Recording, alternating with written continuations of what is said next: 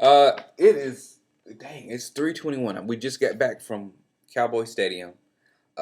We stayed out there. The CNS stayed out there forever, talking after the game. Then we came back to the hotel, talking.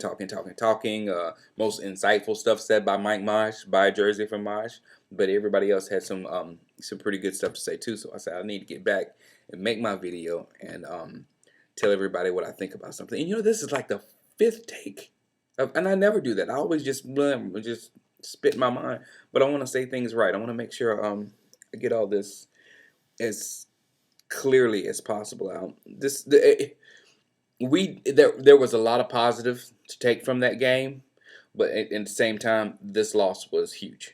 On another level, on a different level. Um, I'm not going to be mad at Tony Romo. There's a lot of people out there that are mad at Tony Romo. I was hearing it tonight. It was telling people to take the Romo jersey off and put anybody on anybody else. And the stadium was booing him at times and things. And I cringe when they boo at players, but I don't want to tell fans not to express themselves. But I can't blame Tony Romo no more for the stuff he does, because some of those passes. It was just like in movies when it's like flash, flash. It was like I flash and watch him throw it up again, and Ed Reed hawk it down like Kenny Phillips did, and it's just the same things over and over and over. And when you see a pattern of someone making the same mistakes over and over and over, then it seems like they're not getting better. So they're not receiving the right coaching. They're not receiving the right tutelage. And I really, really, really, really think that with Tony Romo. I've said this in the past, and I said we are causing Tony. It's almost like we're causing Tony Romo to regress by not, um, by not instructing him well, or by not letting him go too much on his own, because he's kind of getting treated like he's one of the top quarterbacks, in the league of all time that have went to Super Bowls and stuff like that. He knows what he's doing. He knows what No, he's still new. He's still fairly new on the job, and he needs coaching. Sorry, my voice is gone, but he needs coaching, and it just doesn't look like he's getting it. That's what I'm saying, and I'm sorry. That's what I gotta blame his mistakes on. And I know a lot of people say, Jason Garrett didn't go out there and throw the passes for him. I know the coaches don't go out there and play for him. I know. But when you see a player, and when you see a player not getting better, then it's something's gotta happen. Something's gotta happen. The second thing, either people were blaming Tony Romo or people were blaming the defense. Now, defense.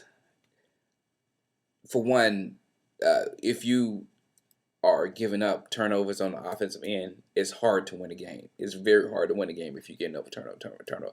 But it's even harder when you're giving over turnovers and you're not generating turnovers. And we've had a problem with generating turnovers for a while. And you couple that with the problem of getting pressure on the quarterback.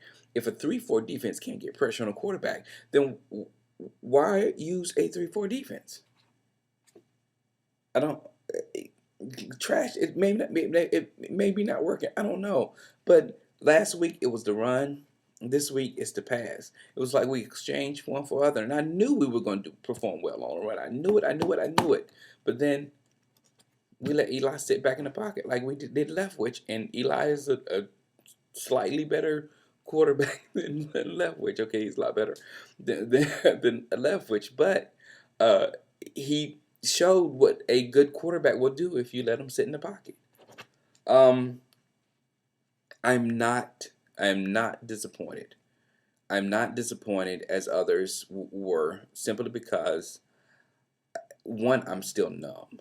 I'm still numb from last year, and I knew that as soon as I went in the stadium. I felt all this, I felt all that stuff.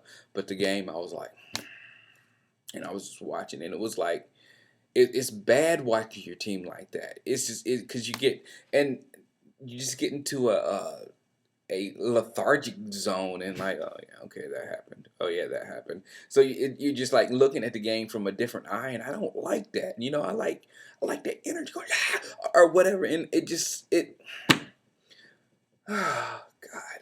And the major thing that gets me, and the major tip of my frustration, I think you guys are starting to, or some of you will start to see, is that it's not all the time you have a quarterback as talented as Tony Romo on your team. It's not very often that you have a player as dynamic as Demarcus Ware on your team, coupled by a ferociousness of Jay Ratliff. It's not all the time that you have a good to very good offensive line. It's not very often that you have all this coupled with some very good running backs all at the same time. It's not very often this happens in NFL. And when it does, you want to capitalize on it. You want to capitalize on it. And that's all I want. I want us to work this window. That we were on the field, that was a better team than the New York Football Giants. On the field, it was a better team. But mental mistakes, turnovers, that cause you to lose football. That's major things that cause you to lose in football. And they didn't do it, and we did. And that's the difference. And that's what I want us to fix. And people, it's not an easy fix. It's not an easy fix. You can't just say, okay, I can stop the mental mistakes overnight. It's a process. It's a process. You kind of got to get players that will, that you can trust. That's why Parcells got in Witten. That's why he got in Demarcus Ware. Those are some, strong, and Ratliff. Those are some strong-minded individuals creating that will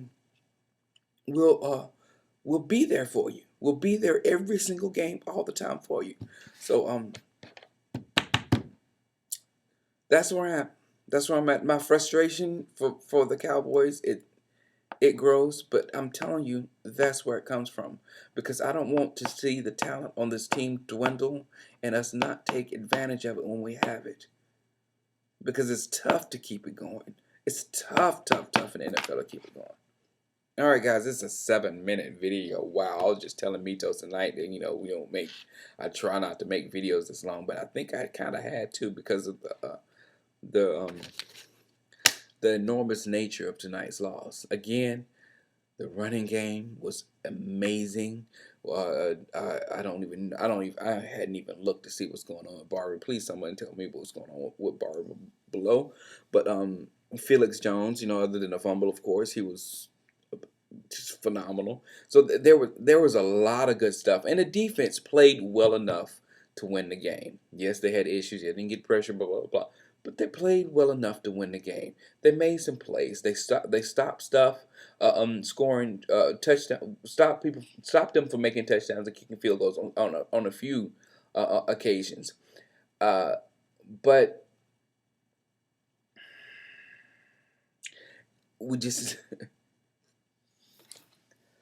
I'm telling you, I've been trying to make this video forever, and I get stuck like that all the time. So I